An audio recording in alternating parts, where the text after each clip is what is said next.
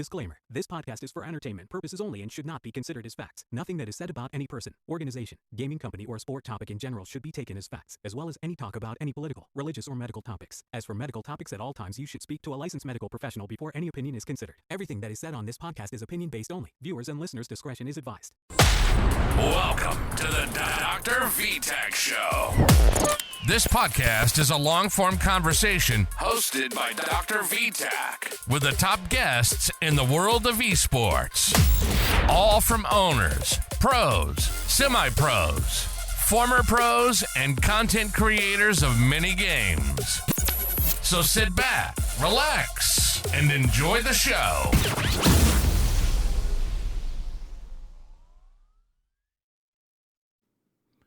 Ladies and gentlemen, welcome to the DrVtach Show. This guest is phenomenal. I'm going to tell you right now, this guy is tough. He is good. He is honestly one of the brightest, intelligent R6 player I ever seen. He is very, very smart.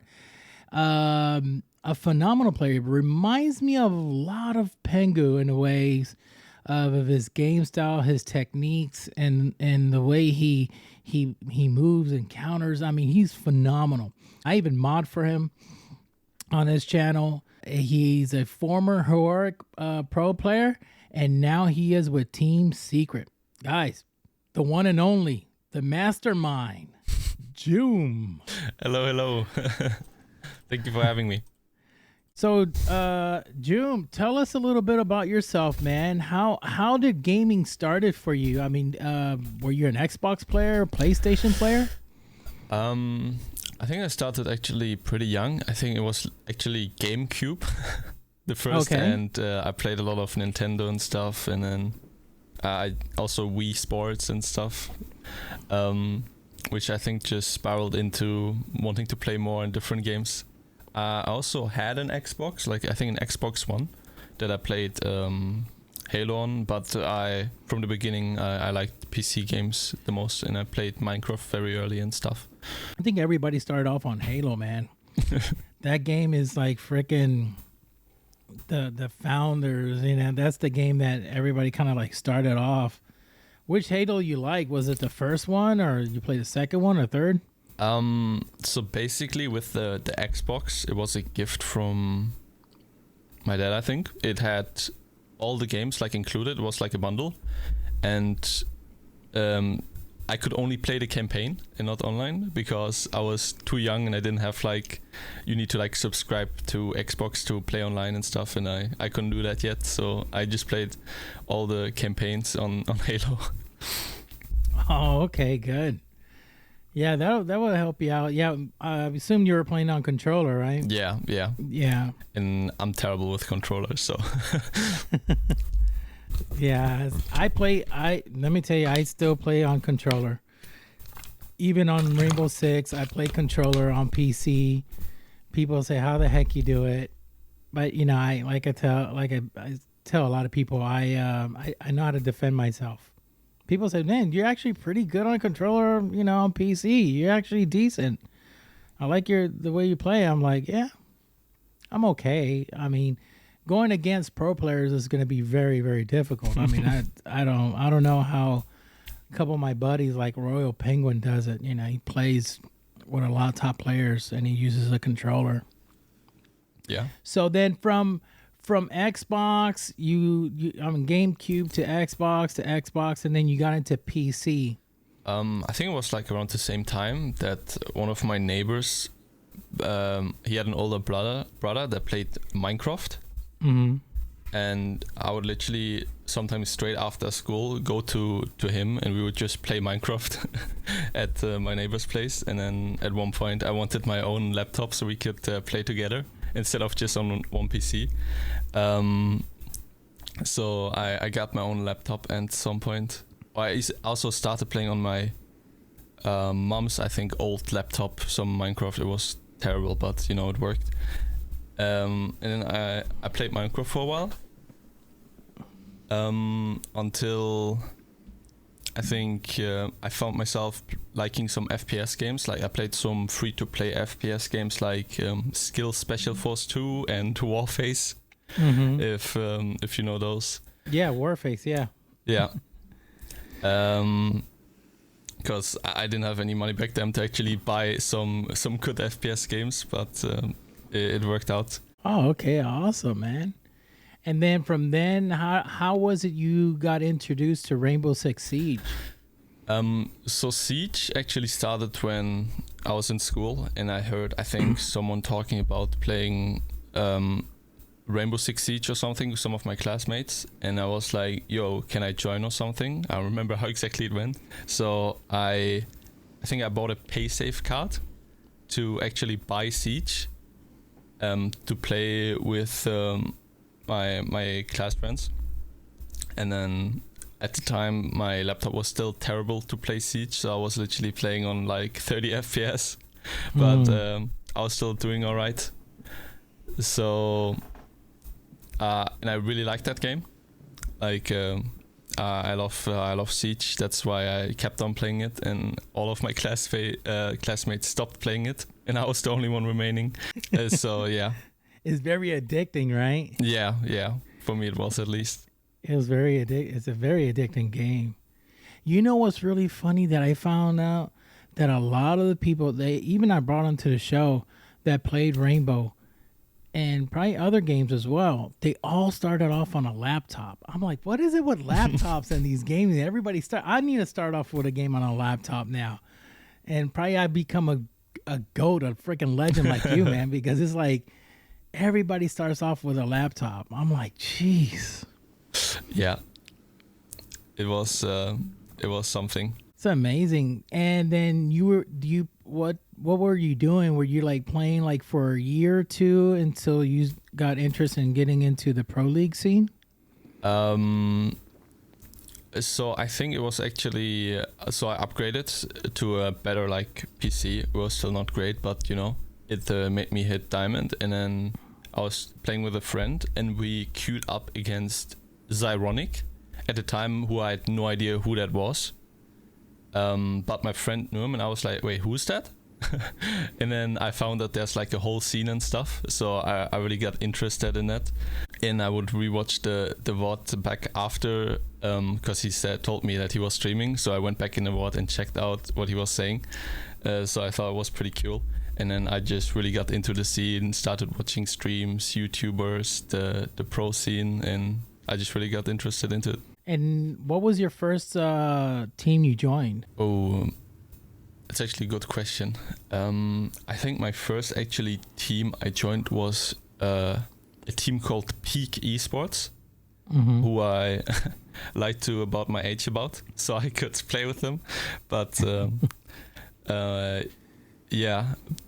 which I think I ended up getting kicked from that team because they thought I was cheating. So yeah, that's how it started off for me. Oh, gee, that's painful. I mean, in a way, it makes you feel kind of like, good, dang, I'm so good. They think I'm cheating, and I'm actually not. So I'm freaking good. Yeah. It's just like, it like, I don't know. It sparks that little funniness in you. You start tickling, giggling inside. Wow, I'm that good. I'm that freaking good. I mean, nowadays you kind of know cheaters. You know what they're doing. You can see them following you behind a brick wall, and then if you crouch down, you see automatically their aim goes down. Actually, today I was playing some standard, and I noticed that I was behind a brick wall. I crouched down. I was crouching, making sure I don't make no noise. I knew the guy was in a certain location. So as soon as I crouched down behind the wall, his aim went zoop. Yeah. I'm like, oh, this is because he killed me. So when I peeked to go do a pre-fire, boom, he headshotted me. And I was like, there is no possible way. Yeah. Because I could see the replay. It shows where he was aiming. And when I crouched down, he immediately pointed down. Yeah. So I mean, that's like really rough. And then you got players that are really good like you, that no matter, I think people just get salty, knowing that, you know, hey, there's somebody out there that's even better, and they're doing really good. They're automatically just gonna start saying cheater to everything. Yeah. You know, sometimes you got to be really careful, and I think Ubisoft now takes the cheating aspect a little bit, you know, very, very stingy, like with a grain of salt. They have to be very sure, because everybody's calling everybody a cheater, and they gotta make sure and take a look, you know, and investigate before they take action. Yeah, especially currently, you don't know if someone got lucky or if he's cheating. When you get like wall banked or something, it's like quite tough. I mean, I wall bang so many people. I mean, I just spray. Yeah, exactly. And say, oh, I got lucky. And then I'll pop up cheater. Yep. I'm like, dude, I just sprayed. Honestly, I was just spraying because I know that my chances are going to be high hitting somebody. So I'm going to spray at that wall. Yeah. Now, if I melee the wall, you're going to pre-fire me immediately. So I'd rather pre-fire, you know, melee with bullets. That's very true. So that's awesome. You started with that team, and then you work yourself up. And then how did Heroric came about? So Heroic, I think I was right after I was playing GSA. Wait, no, it wasn't GSA. I think I was in a team with, it was called SB, where I was playing with Packball and Noodle and a few other people. And then, I don't know, I think Heroic actually contacted me because they trialed me before that. But I think I literally just turned 18 and I still didn't know how to actually play competitive properly. So they trialed me for like 2 scrims, and I did bad. So you could tell that I was still very unexperienced. But then like, I don't know, like maybe a year or half a year later, they wanted to trial me again. And I think that was after I was playing with DP, with Fabian and stuff, where he actually like taught me a bit on how to play competitive, and I actually figured out how to play as a team and stuff, so that helped a lot. And then the second time I tried with Heroic, I played way better, and I just played like myself, and it went well, and they wanted me, so I decided to join them. Phenomenal. Now talk about Fabian. Such a nice guy. Yeah. Really nice guy. I love him. And I'm going to be really honest. I invited him to the podcast, but he has a really busy schedule. Yeah. So hopefully one of these days he'll be on the podcast. I know a lot of fans would love to hear his story out. So for those that are listening, yes, I invited Fabian. Yes, I invited him. He's a really nice guy. How is the story about you and Fabian? How was it that you guys met up? Because the tweet said that, you know, he's actually proud of you, and that kind of like hit my gut. You know, I was happy, it hit my heart. I mean, I was like, wow, that's really nice. Because usually a lot of these top pro players don't give too much recognition to other pro players when they're rising up. They just stay quiet about it. Fabian, on the other side, just said the nicest things and encouragement and beautiful, you know, words, and how he uplifted you and how he's proud of you. And I mean, I was like, wow, that's amazing. How was it that you got to meet Fabian? So basically, I was playing Benelux League at the time.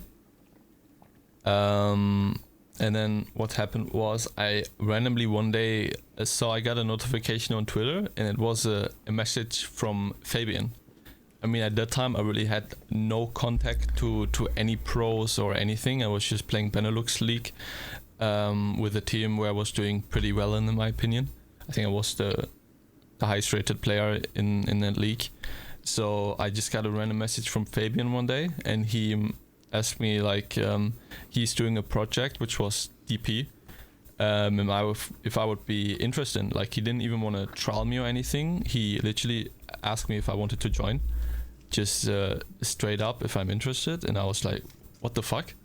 And I was like, when you get an offer from that, it's like something you just can't deny, which was like pretty amazing for me at the time, when I was like pretty unknown, just trying to get up there. Wow. Were you able to sleep that night? Maybe not. I don't remember. I mean, getting a DM from a spectacular player as he is, I would be like, oh gosh, telling all my friends. Probably all my friends wouldn't even believe me, but that got to be amazing. Now you got to live with him, right? He offered you a spot in his home or something. So basically, obviously my parents didn't support me at the time with me just playing games and doing that. So I was like, if I actually want to do this, I probably won't be able to stay at home. And then he offered me to actually stay with him, which is just amazing for someone you have never met before. Because I guess he just saw the potential in me, which is just great. But it actually ended up not happening. Because I don't remember what happened exactly. But like, yeah, I just stayed at home, and I think I started actually doing more work stuff IRL. Like started getting into IT and stuff. And then, because Siege just wasn't working out at the time. And then at some point, FPL came to Siege, like Face Pro League, where I could actually show my full potential in a way to all the pros, and I could show them that I'm like maybe even better at than them. Wow, that's crazy. That's crazy. Now, you still keep in contact with him, I assume, right? Yeah. Yeah, that's good. That's phenomenal. Now, has he like have done one-on-one trainings with you? Have he like giving you like, okay, this is how I play bank, this is how I play this? It was just like in DP, so we had a team where we were scrimming with, and then it was just like he was just training you basically while being also a player. Like, hey, you need to communicate this. Like, I hold my window for me, I'll go do this and blah blah blah. Like, just like things I've never done before. And then he was also like strict with it because he wanted you to improve, obviously. But you could tell that he was doing it like because he wants you to do better, not like he wants to pull you down or anything. He just wants you to improve and stuff. And Correct. just an amazing guy. Oh, that's phenomenal, man. That's phenomenal. That's I bet it was nerve-wracking. Yeah, sometimes. Yeah, I mean, playing with somebody at that caliber, and he's very smart. He knows what he's doing. He's won championships, and he's lifted up the hammer. I mean, then you're playing side by side with him. I'll be like, dude, I don't even dare to walk unless you tell me to walk. What should I do?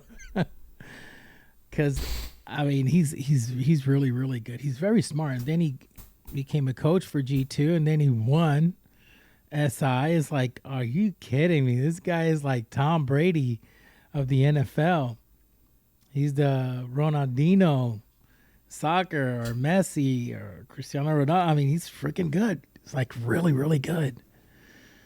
Now that things with Heroric, what happened with Heroric? So basically in the beginning, we qualified, in my first stage, we qualified for the Young Cupping Major, which then also ended up giving us the SI points we needed to also making SI. So in the beginning it was we make the major, and then we also made SI, which we didn't do that great in, but it's still, for my first stage it was pretty nice making that. And then at the end, what basically happened, like the team was kind of a mess, because people got picked up by G2, obviously, and then Heroric also decided to leave Siege. So we basically knew before the stage that Heroric was gonna leave, and then we also didn't have the greatest team that actually worked together. Like, as in, like, we had good players, but just like we didn't work out like in-game wise, I think. So it just didn't go well. And then Heroric pulled out after. They still supported us till the end. So that was nice. But yeah. Yeah, that's crazy. When Heroric left, I think Mr. Officer was your coach, right? Yeah. Really nice guy. He follows me on Twitter, and I follow him as well.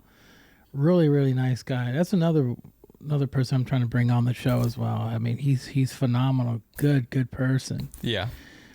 So, how many players that was with Heroric went with you now with with Team Secret, or you just by yourself? Just me. Okay. Yeah. Just you. Kind of crazy because you're so used to a set of group of people. You play with Pac and Pac Bull, right? I think this gamer, and you played for some time with him, and then now going to another team and to get adjusted to their play style. How was that transition for you? Was it really tough? Was it kind of smooth, or did Team Secret, helped you out through the process? I think it was a little hard because I also played a little bit of a different role in Secret, but I think we just because I knew the players on Secret from before, so they also knew what I'm good at. So I think we just adapted to each other kind of, and it went pretty quickly. They brought me on and wanted to play the South Reach tournament with me, and we actually ended up qualifying for it. So that was already pretty nice for our first time playing together. So it just felt good in that team for me, at least. So I had a good feeling about it, and normally when I have a good feeling about something, it has been working out, so I just went with it. You went with your gut instincts. You did good. Yeah. You had a good feeling, man. I'm even proud of you, man. Forget that. I'm even proud of you. Honestly, I am, because I always notice that you've always been very humble, and I admire humble people. I don't care if you have 100,000 followers or 10 million followers, or you're this and this and that. That doesn't even impress me. What really truly impresses me is the humbleness. And Jume, you're a very humble man. I'm going to tell you right now, you're a person that I admire. If I have my kids watching stream and they want to see somebody play, they want to see a top elite player, a streamer, I will always recommend them to you. Because to be honest, I'm really honest with you. You're really, really cool guy. You've been humble since the first time I met you. And I'm going to be really honest. You always kept a good composure. You do what you got to do. You work hard for it. And I've been meaning to ask something, because it drives me insane. What is it that is, when you're streaming, it says, Jume, what are you doing, Jume? And I'm always trying to get, what is it that what is that voice clip saying? That is a clip from Doki, where I was playing against him, I think in either a Go for or a rank game, and I think I just killed him, and then he said it, and I always like watching the VOD back after, so I saw that, and I thought it was quite funny, the way he says it. So I clipped it and put it as my notification. It says, Jume, what are you doing, Jume? Or what was it? He says, Jume, why do you push up, Jume? Jume, what do you push up, Jume? Basically, I did something stupid that worked out. I thought it was funny, so I put it as my notification. That's crazy. That is funny. Because I was thinking, why? And I kind of recognized the voice. I said, that voice sounds familiar. So it was Doki. That is funny, man. And you kept it as a clip and part of your stream. I always wondered, man, because I find it funny. June, what do you push up to? Yeah. Like so upset, it's like, it was funny. So it actually worked out for you? You got the kill and you won it or something? Yeah, I think I was playing like Doki, Leon Gitz, Corey, and someone else. So it was just funny. That's crazy. And he knows about that clip. I assume he's been in your channel before. Yeah, he saw it. I think he found it funny when the first time he saw it, but then people thought I was cheating and stuff, so people didn't like me at the time. So, oh my God. He knows it. I believe for a pro player to be cheating, it's very, very hard. I think they have to be really investigated before you make any assumptions. Because why would you want to ruin your career? Ruin your options from getting paid, and making good money, getting sponsorships and stuff like that. This is why I tell people, before you start judging somebody, before you accuse a pro player that is cheating, you better really get your facts straight. Because I am so boggled at some some pro players. If I was a pro and I get accused of cheating and I get, let's say for instance, kicked from a team, I would immediately call a lawyer. I would sue that other person for defamation. I would you better we're going to go to court and you're going to prove that I was cheating, because I'm innocent till guilty, because that is big. And it's, it's unfortunate it happens and there is cheaters out there, but for pro players to become to be cheating is very, very rare. Very rare. Has there been? Allegedly, there has been. I don't know who, but there has been one or two. You could count with your fingers, and they'll investigate, and they must have some type of evidence they'll tell that person, look, this is what you were using, this is what you did, we caught it here, and they must have the evidence. Other than that, I tell a lot of people, just be very sure before you accuse somebody, because you're messing with their bread and butter. This is how they make money. They're pro players and they're trying to advance, and they're probably, because that guy is really good and probably knows some strat that you don't know, and then automatically you're accusing him and you shouldn't. Yeah. So that's kind of crazy, man. So what's your favorite operators on offense? Ooh, it's actually a good question. I think at the moment, there's not actually... Well, I have one favorite that was Slash, because I just really like Slash until they made him very slow. Because he had soft breach, you had a nade, you had a very good gun, and you also had the SMG, so it was just a very good operator in my opinion. But at the moment, I think I just play a little bit of everything. I don't have actually one favorite one on the offense. Okay, what do you think about the Deimos, yeah. I think he's pretty good. He's definitely good when you have if you're playing with an actual team and you can abuse him kind of. If there's a guy roaming, you can just, if you have him spotted, scan him. I think he's pretty good, pretty balanced as well at the moment. He's not too OP, but he's still pretty good, that you use him from time to time. So I think it's a pretty good operator. I like him. I'm not the best with him, but yeah, me either. I tried him out. I just hate getting scanned by him.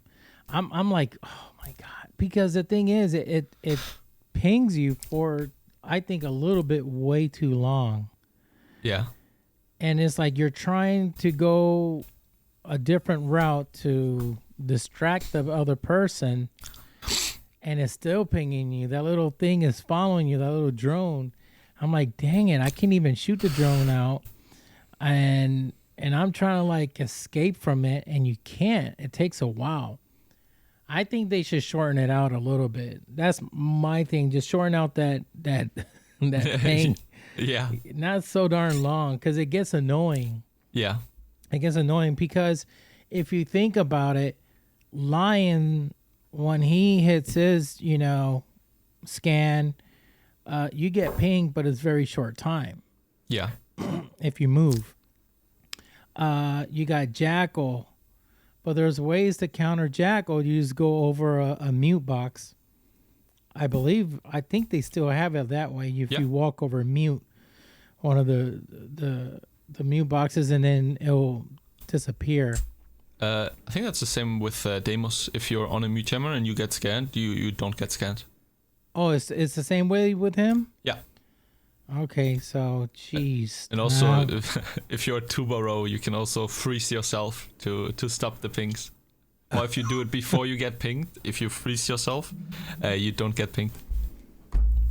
Okay. That's crazy. That's interesting. That's the way to. That's kind of like the way to do it to fight against him, because he's been a pain in the neck for me. Once I see him, I'm like, oh god. and what really kind of sucks that on defender side you can't switch your role. Only offense can. I kind of find that a little bit unfair. I want your opinion on that. How do you feel about offense? They're droning. Okay, what operators are there? Okay, so let me switch my operators now. You find that fair, or you find it that defense should have the right to switch their operators if they want to as well?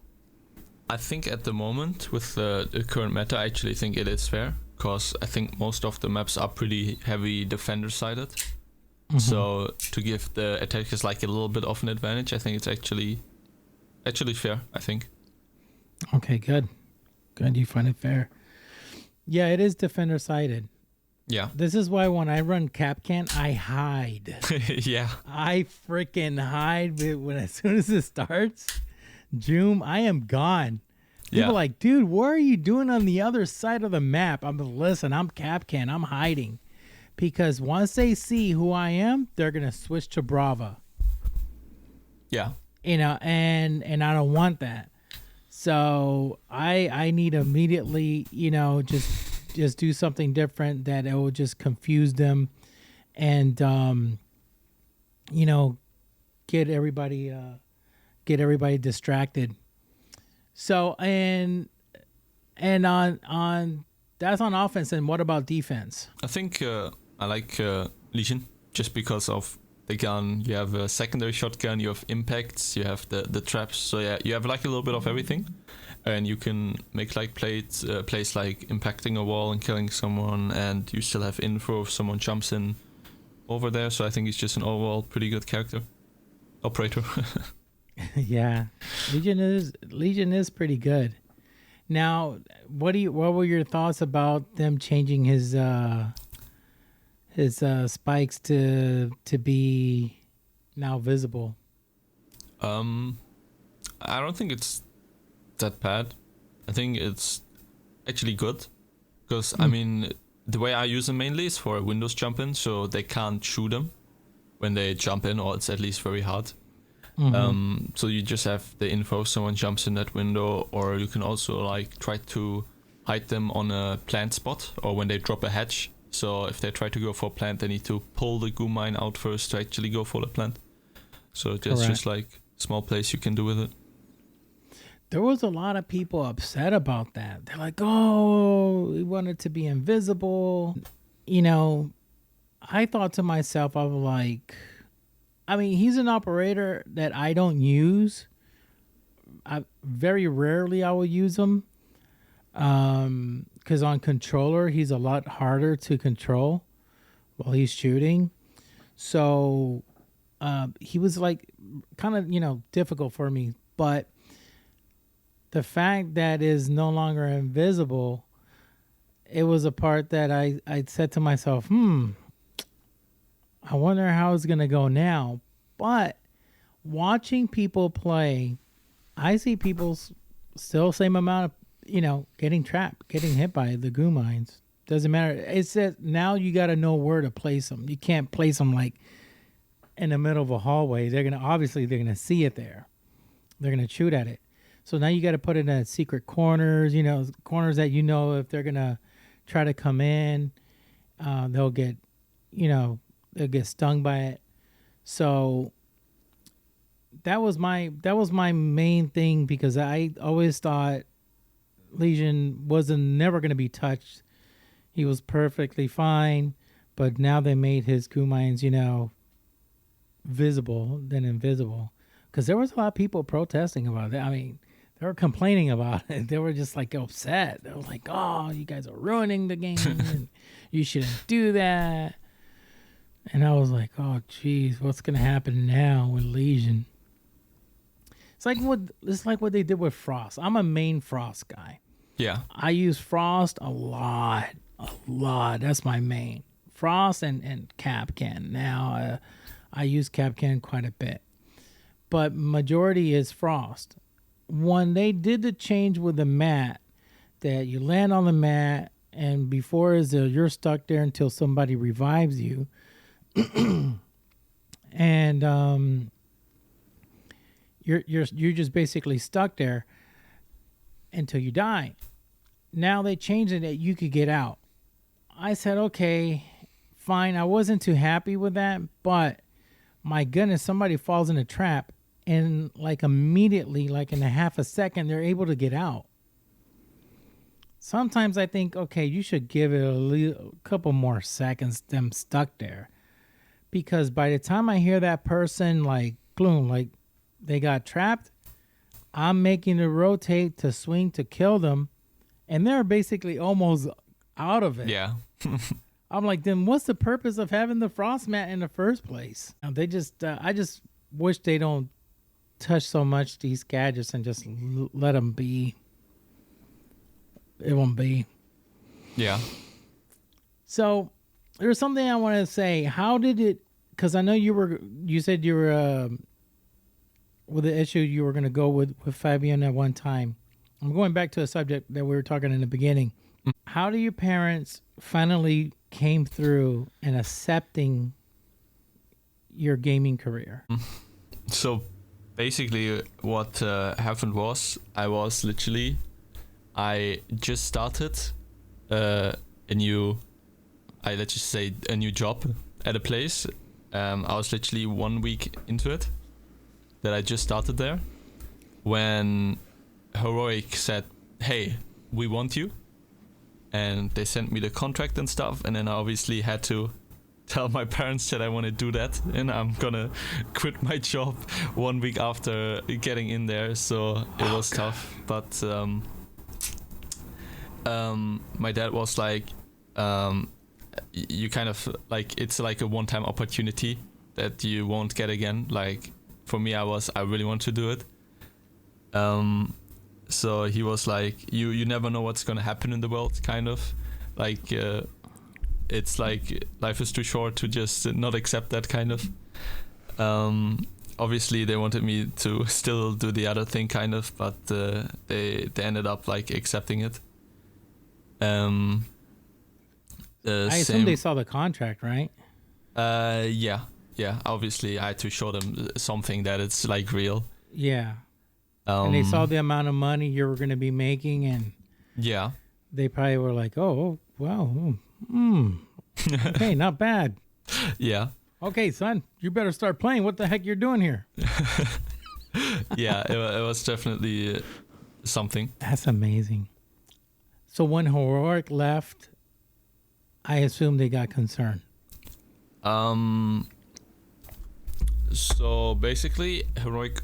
So we basically were out of the stage already, but our contract was still like, I think like 2-3 months, which Heroric was actually super nice about, and they said we're still gonna give you the rest of your money, like still gonna pay you for the last few months, even though we weren't playing or scrimming or doing anything anymore, which is was very nice of them. They were also like a amazing org, in my opinion, at least.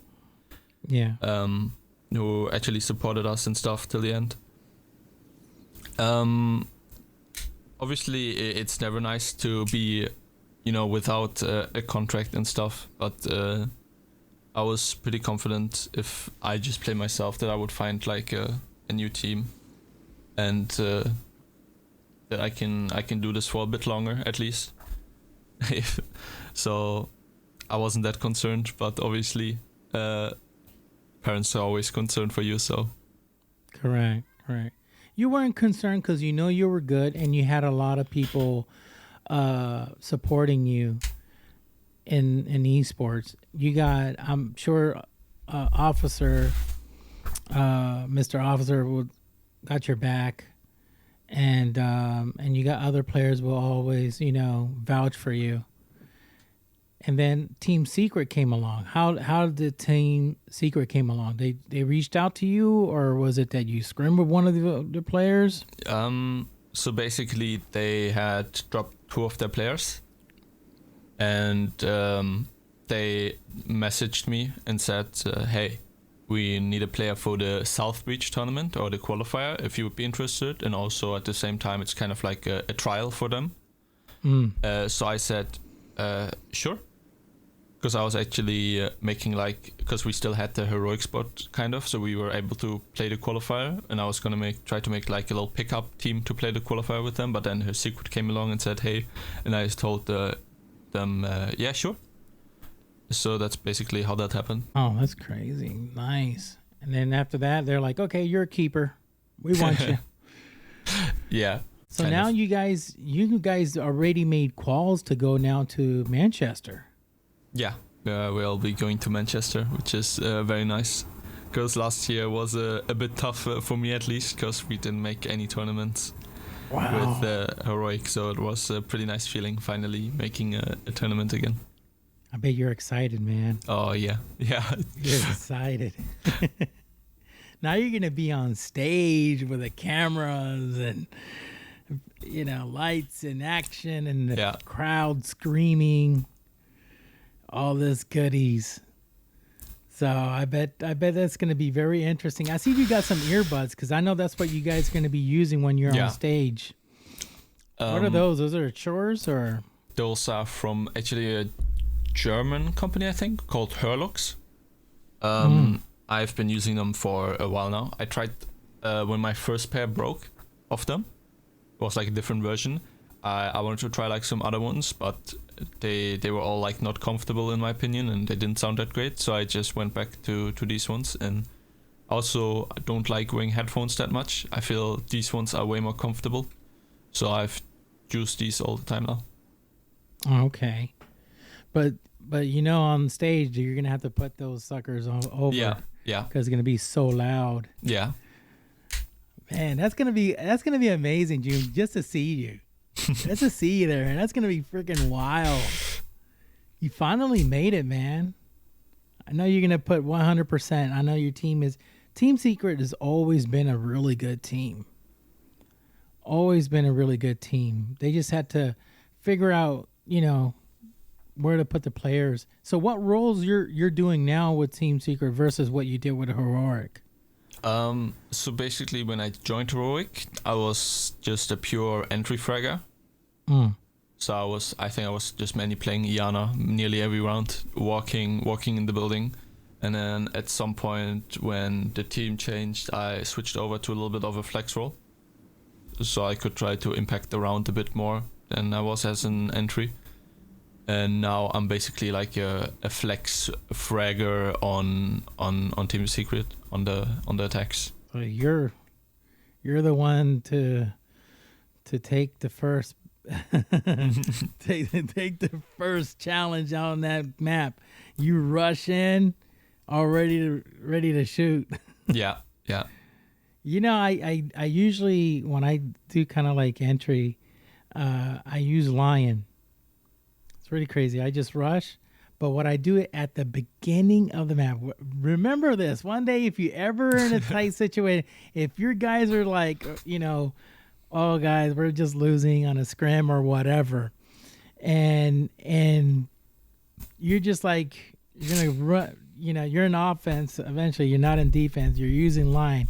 As soon as the map starts, hit the scan. You'll always find somebody roaming. Yeah. I used to, somebody said, why you click that? I said, look, I found 3 people. One is on the very bottom of the map. This other guy is on the other side. And it's like it confuses a lot of people because the defense don't expect as soon as the round going to begin that scan to go off immediately. So it only works once. It only works once. It's something like they call here in the United States, the NFL on football, called the Hail Mary. Is that they like, okay, guys, let's give it this one last shot. So they just throw the ball really, really far away, have somebody run for it, and if they catch it, it's a touchdown. So they call it a Hail Mary. So yeah, with Rainbow, I do that. I use line. As soon as that round just go boom, starts doot doot doot, and just starts scanning. And you see people trying to do setups or they're trying to do something, somebody run, and it always scans and catches them off guard. It's amazing. So try that one of these days as you do entry and you do flex now. It probably help out. Yeah. Get people upset like, what the heck? We just got scanned in the beginning. So, so that person's in tower. Okay, good. Now we know. Can definitely be helpful. Correct. Yeah, man. What's your favorite map? Ooh, I've always liked Clubhouse, I think. Clubhouse. And that's a good map. That's a tough map. It's been out for a while, and I always liked it. I think one of the main reasons is there's like so many entry points that you can just go in the beginning, and they can't hold all of them. So you can always try to find a gap somewhere to do something or catch a guy off guard. Clubhouse is a map that you got to really know what you're doing because there's a lot of wood.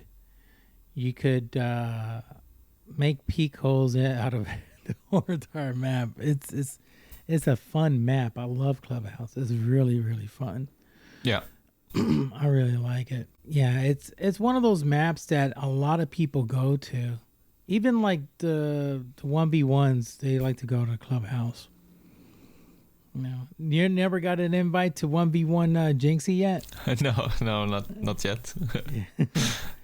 I don't think he should 1v1 you. I mean, he's gonna die really fast. But maybe if I start streaming again.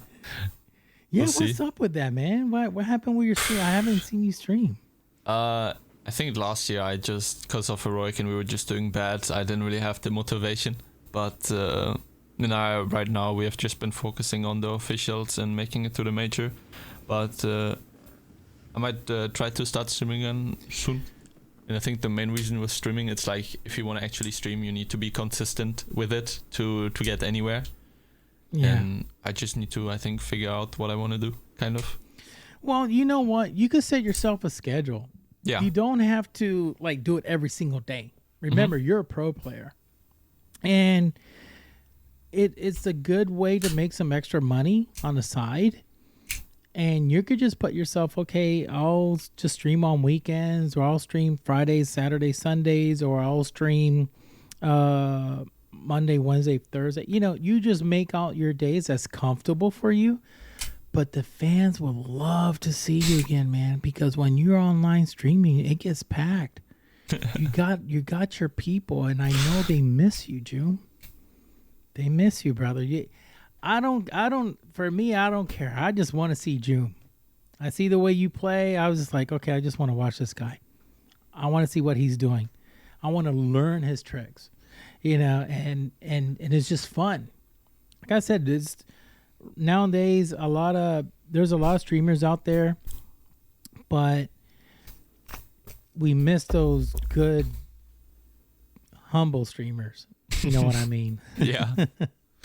Because there's some of them, their egos are a little bit too elevated for me.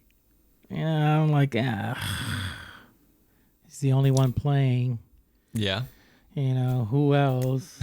Jume is not around. What the heck? So yeah, make yourself a schedule, man. Get back. You got a lot of people that love you. Got a lot of people that love you now. You're going to Manchester. I think you could pull off 1 or 2 streams before you go. Just 1 or 2. Just have some fun. You never know. Might have to. Yeah, just give 1 or 2. Guys, I'm ready. I'm going to go to Manchester. Here we go. This is my jersey. Look at this right here. I'm going. I'm ready. I'm ready to fly. Brother, this is your time, man. It's your time to shine. Now, with the podcast, you got people from 25 countries, you know. I was 14, now 25. So I got people in Japan, Hawaii, Canada, all listening to this. Let's go. Yeah, man. So, Jim, where should you live at? What country? I live in Germany, and I'm from Germany. Okay. I would say kind of in a small town. Like there's literally nothing really here.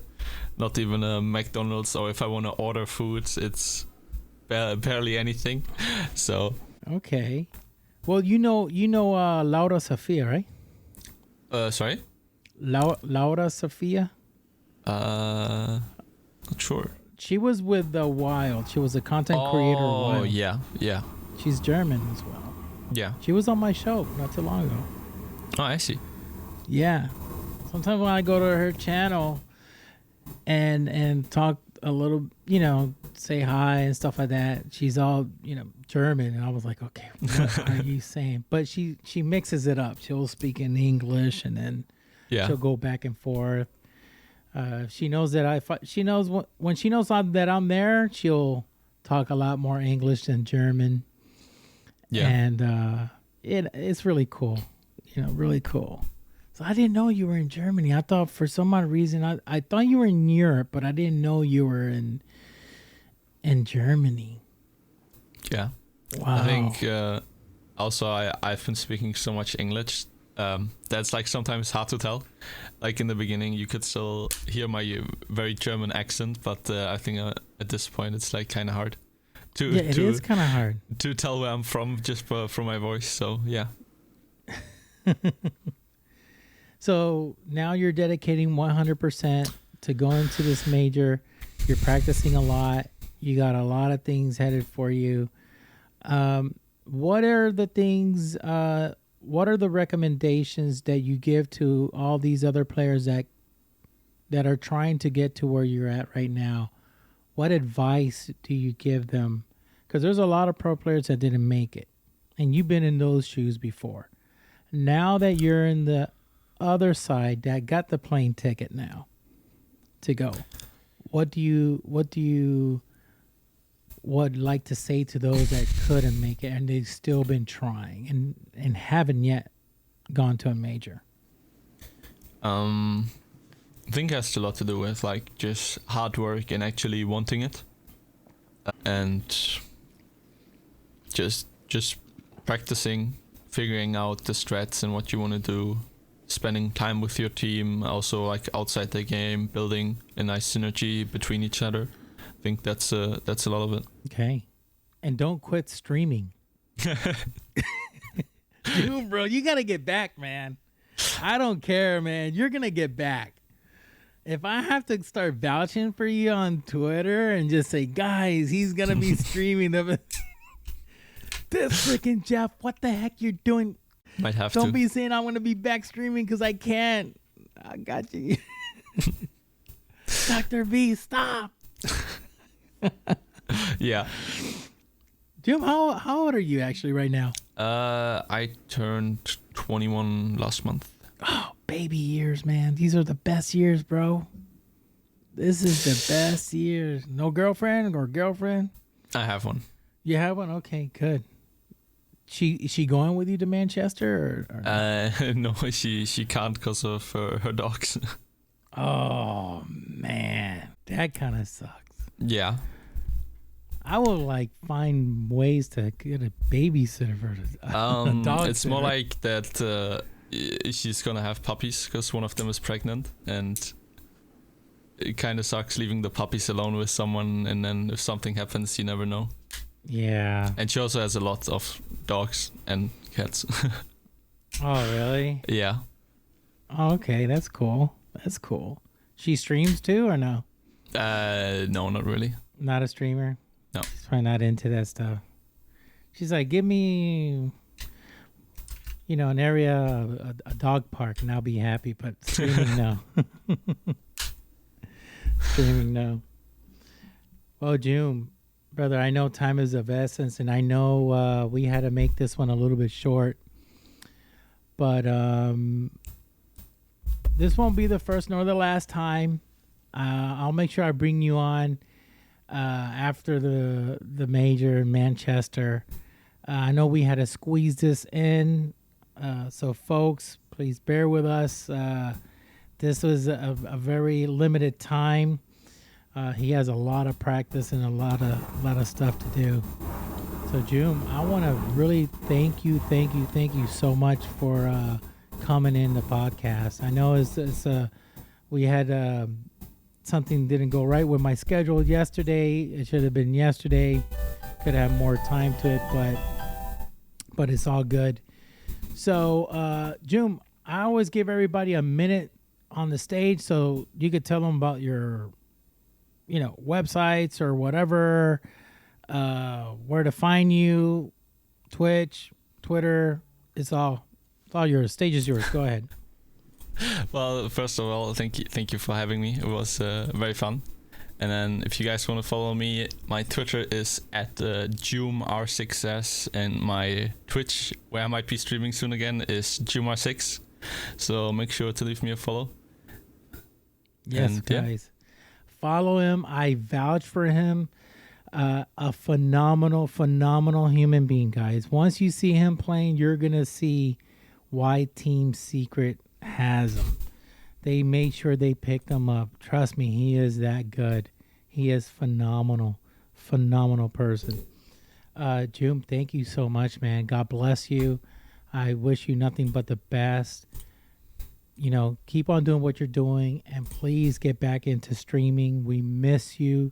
Your fans miss you. We want to see you again, and hopefully you could at least give us a couple streams before you go to Manchester. Okay, brother? Okay, Jume, till next time. When you come back, once after the major and all this stuff, we'll get you back on the show, and we'll do this properly and get you more time, and we could talk about other stuff and have some fun. But man, thank you. God bless. Godspeed all the way down to Manchester, man. I know things gonna go well for you because I know you're putting a lot of hard work. So good luck to you. Thank you. Folks. I want to thank everybody for tuning in. Thank you so much for listening. And you guys know it. Till next time, God bless you. Peace. Thank you for listening to the Dr. VTach Show, and don't forget to click follow.